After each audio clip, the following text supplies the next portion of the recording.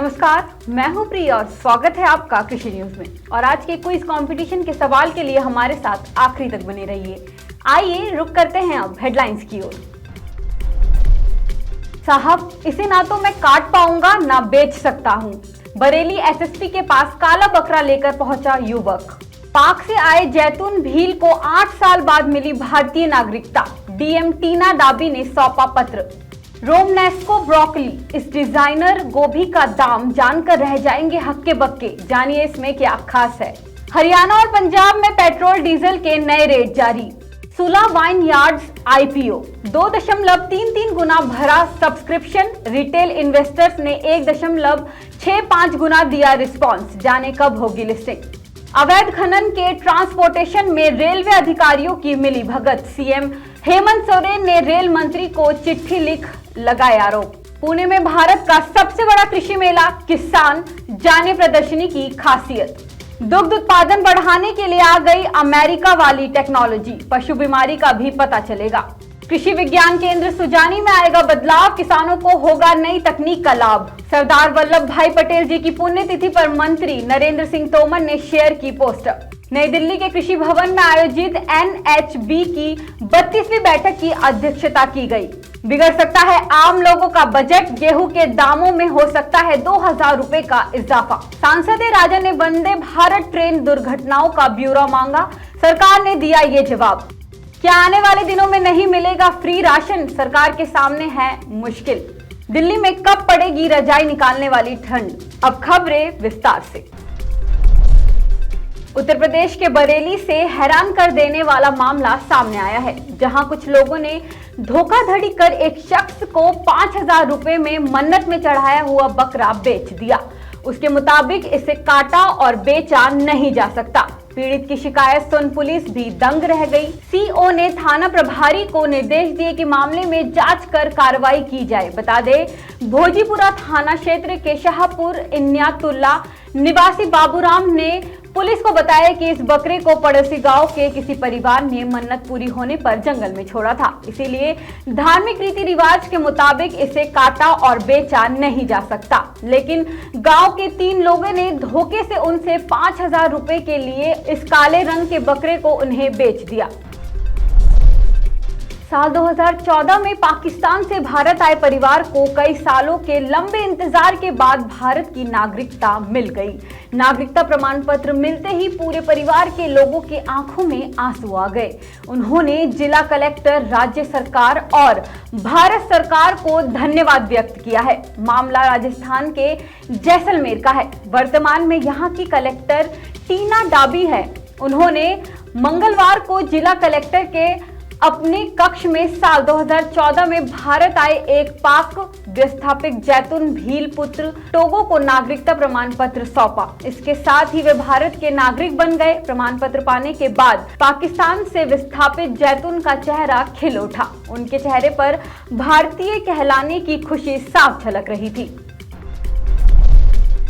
भारत में भी अब विदेशी फल सब्जियों का ट्रेंड बढ़ता जा रहा है। कुछ सब्जियां अपने रंग ढंग को लेकर सुर्खियां बटोरती है, तो कुछ की कीमतें 7वें आसमान पर होती है। ऐसे में आज हम बात कर रहे हैं रोमनेस्का फूल गोभी की, जो गोभी, ब्रोकली और केल जैसी कई सब्जियों का मेल है, लेकिन अपने सिप जैसी बनावट और पिरामिड जैसे साइज के चलते काफी चर्चा में है। सिलेक्टिव ब्रीडिंग वाली ये सब्जी बाजार में 2200 रुपए प्रति किलो के भाव से बिक रही है। इसका जिक्र इटली, रोम के कुछ प्राचीन दस्तावेजों में भी मिलता है। French national centre for scientific research के वैज्ञानिकों ने रोमनेस्को फूल गोभी पर कई सालों तक रिसर्च की है, जिसमें इस गोभी के विचित्र आकार के पीछे की वजह पता चली। एक्सपर्ट्स बताते हैं कि ये भी एक फूल है जो पूरी तरह से विकसित नहीं हो पाया। फूलगोभी में दानेदार फूल मिलकर एक बड़े फूल के रूप में विकसित हो जाते हैं, लेकिन रोमनेस्का किस्म की फूलगोभी विकसित रहने की वजह से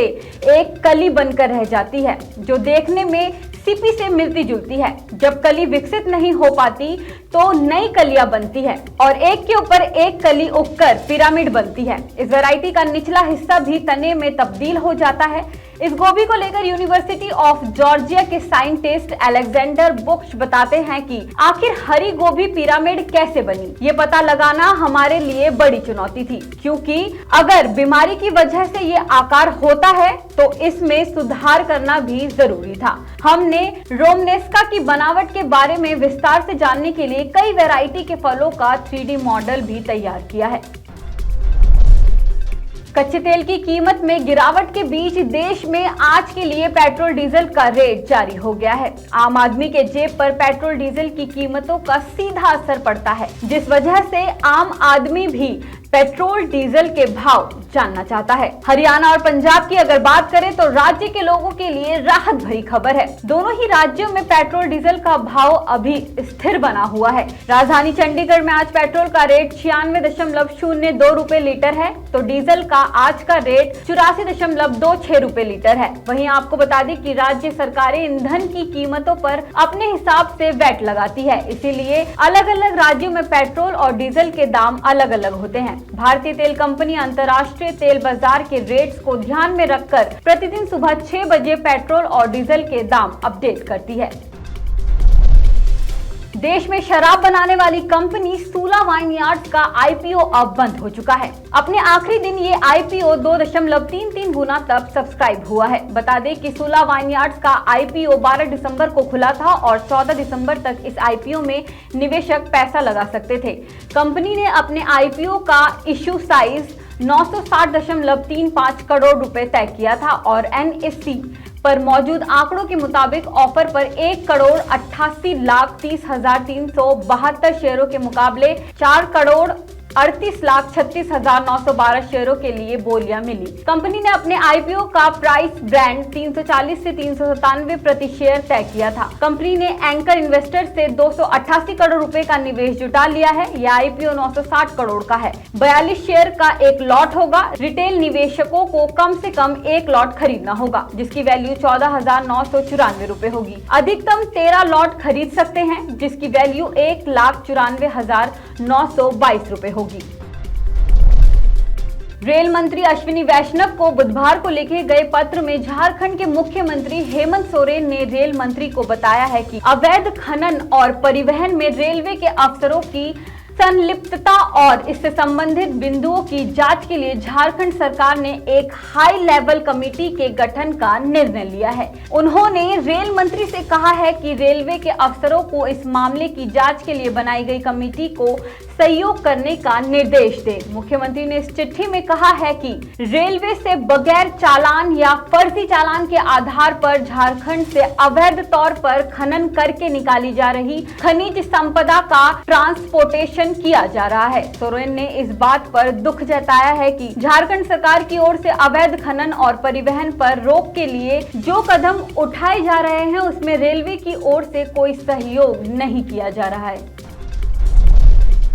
किसान फेयर 2022 भारत की सबसे बड़ी कृषि प्रदर्शनी किसान 14 से 18 दिसंबर 2022 तक पुणे के भोसरी के पास पुणे अंतर्राष्ट्रीय प्रदर्शनी और कन्वेंशन सेंटर मोशी में आयोजित की गई है। ये प्रदर्शनी पुणे महानगर क्षेत्र विकास प्राधिकरण PMRDA द्वारा विकसित की गई है। आपको बता दें कि ये प्रदर्शनी 15 एकड़ में लगी है, जो 400 से अधिक कंपनियों की मेजबानी करेगी। अनुमान है कि इन 5 दिनों में देश से 1.5 लाख से अधिक किसान इस कार्यक्रम में शामिल होंगे। इसी क्रम में किसान मेले की प्रदर्शनी का आज दूसरा दिन है, जिसमें भारी संख्या में किसान व कृषि स्टार्टअप शामिल हुए। इस प्रदर्शनी का मुख्य लक्ष्य किसानों को नई कृषि अवधारणाओं और तकनीकों से परिचित कराना है। आपकी जानकारी के लिए बता दें कि किसान को कृषि मंत्रालय से समर्थन मिला है। इस किसान प्रदर्शनी में कृषि विभाग, महाराष्ट्र राज्य, प्रमुख कृषि संस्थान और संघ भी समर्थन और भाग ले रहे हैं। इसके अलावा कृषि जागरण की टीम भी पल पल की अपडेट देश के किसान भाइयों तक पहुंचाने के लिए इस प्रदर्शनी में पहुंची हुई है। राष्ट्रीय डेयरी विकास बोर्ड NDDB ने एक अहम फैसला लेते हुए अमेरिका की कंपनी के साथ एक समझौता किया है। समझौता के तहत देश के पशुपालकों को एक टेक्नोलॉजी मिलेगी।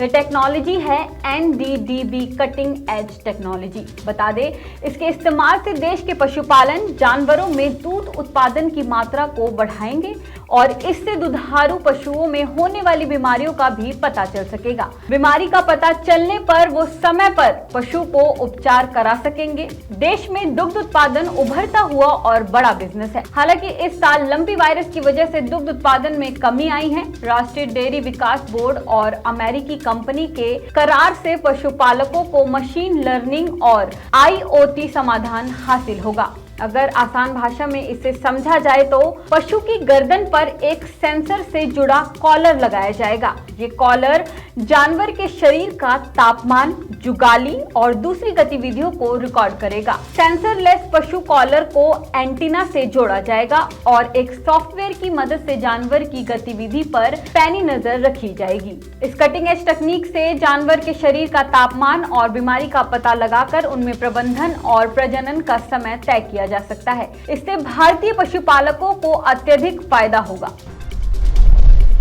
कृषि विज्ञान केंद्र सुजानी जल्द ही बिरसा कृषि विश्वविद्यालय के अधीन हो जाएगा। भारतीय कृषि अनुसंधान परिषद की ओर से गठित स्थल चयन समिति ने इस पर अपनी मुहर लगा दी है। अब वैज्ञानिक का सीधा संवाद वैज्ञानिक समूह से होगा। बिरसा कृषि विश्वविद्यालय के कैलेंडर के हिसाब से ये केंद्र चलने लगेगा। नई नई तकनीक से देवघर के किसान अपडेट होते रहेंगे। हालांकि अभी तक ऐसा नहीं हो पा रहा था, कारण कि पहले NGO और बाद में जिला प्रशासन इसकी मॉनिटरिंग स्थानीय प्रबंधन कमेटी के तौर पर कर रहे थे। परिषद की ओर से गठित स्थल चयन समिति में सदस्य सचिव निदेशक ICAR अटारी पटना डॉक्टर अंजनी कुमार ने कहा कि राज्य सरकार के कृषि सचिव के पत्र के बाद ही KVK सुजानी को बिरसा कृषि विश्वविद्यालय को स्थानांतरित किया जा रहा है। उन्होंने कहा कि विश्वविद्यालय से तकनीकी सहयोग बेहतर तरीके से मिलने लगेगा। नई तकनीक से वैज्ञानिक अपडेट होंगे और उसका लाभ किसानों को मिलेगा। परिषद का मुख्य मकसद किसानों को समय समय पर तकनीक से अपडेट कराना है। हर साल 15 दिसंबर को भारत के पहले उप प्रधानमंत्री गृह मंत्री सरदार वल्लभ भाई पटेल की पुण्यतिथि मनाई जाती है। आज लौह पुरुष यानी आयरन मैन की पुण्यतिथि मनाई जा रही है और पूरा देश उन्हें याद कर रहा है। वैसे तो सरदार पटेल को कई वजहों से याद किया जाता है, लेकिन उनमें सबसे प्रमुख है आजाद भारत को एकजुट करने में उनकी महत्वपूर्ण भूमिका। सरदार पटेल का जन्म 31 अक्टूबर 1875 को गुजरात के खेड़ा जिले में हुआ था, जबकि उनका निधन 15 दिसंबर 1950 को मुंबई में दिल का दौरा पड़ने से हुआ था। एक गृह मंत्री के तौर पर उन्होंने देश की करीब 562 छोटी बड़ी देसी रियासतों का भारत में विलय कराया था। ऐसा करके उन्होंने भारतीय एकता के निर्माण में एक अहम भूमिका निभाई थी। बता दें, आयरन मैन को आज याद करते हुए कृषि एवं किसान कल्याण मंत्री नरेंद्र सिंह तोमर ने ट्विटर पर एक पोस्टर शेयर किया, जिसमें उन्होंने ट्वीट करते हुए लिखा कि महान स्वतंत्रता सेनानी, आधुनिक भारत के निर्माता, भारत रत्न सरदार वल्लभ भाई पटेल जी की पुण्यतिथि पर उन्हें कोटि कोटि नमन। बुधवार को कृषि भवन नई दिल्ली में आयोजित राष्ट्रीय बागवानी बोर्ड NHB के निदेशक मंडल की 32वीं बैठक की अध्यक्षता की गई।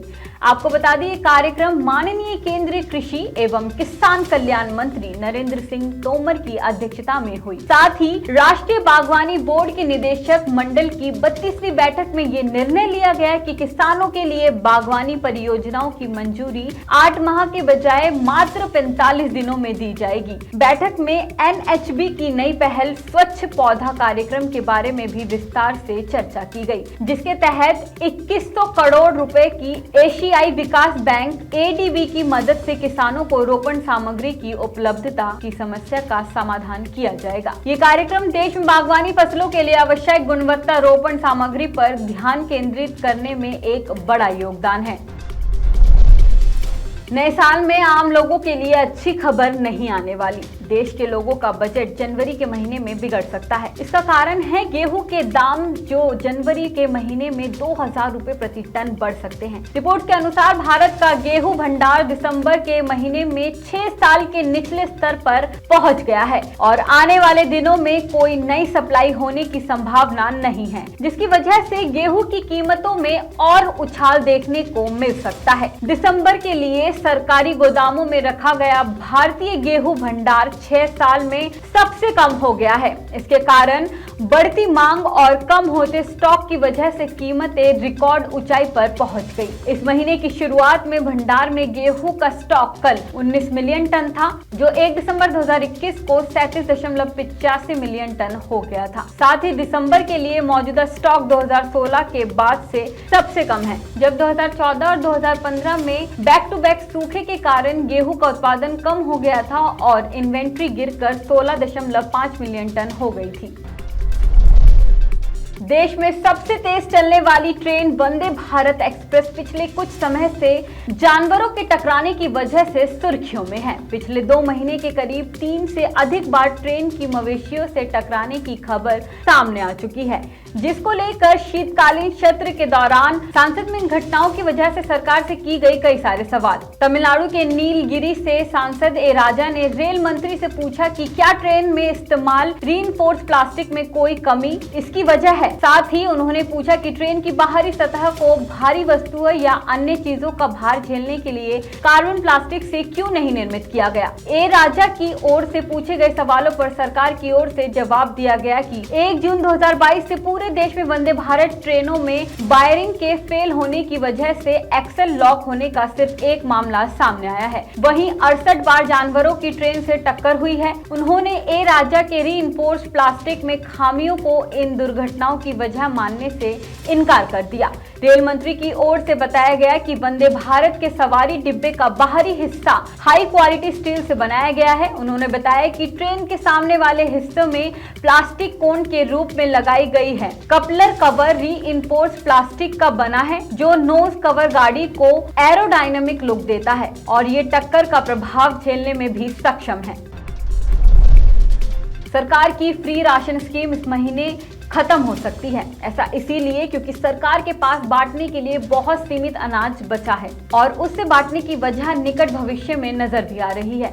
ऊपर से खुले बाजार में गेहूं की महंगाई सरकार को मजबूर कर सकती है कि वह अपने स्टॉक में रखे अनाज से कुछ गेहूं बाजार में बेचे, ताकि सप्लाई सामान्य हो सके और गेहूं की महंगाई पर कुछ लगाम लग सके। बीते 2 महीने के दौरान खुले बाजार में गेहूं का भाव 13% से ज्यादा बढ़ चुका है। करीब 2 महीने पहले दिल्ली में गेहूं 2560 रुपए प्रति क्विंटल पर बिक रहा था और अब भाव 2900 रुपए के ऊपर बना हुआ है। और गेहूं की कीमतों में हुई इस बढ़ोतरी से आटा भी महंगा हो गया है। गेहूं के साथ आटे की ये महंगाई सरकार पर दबाव डाल सकती है कि वह अपने स्टॉक से खुले बाजार में गेहूं बेचे। कुछ रिपोर्ट्स में ये दावा भी किया गया है कि आने वाले दिनों में सरकार अपने स्टॉक से 20 से 30 लाख टन गेहूं खुले बाजार में बेच सकती है।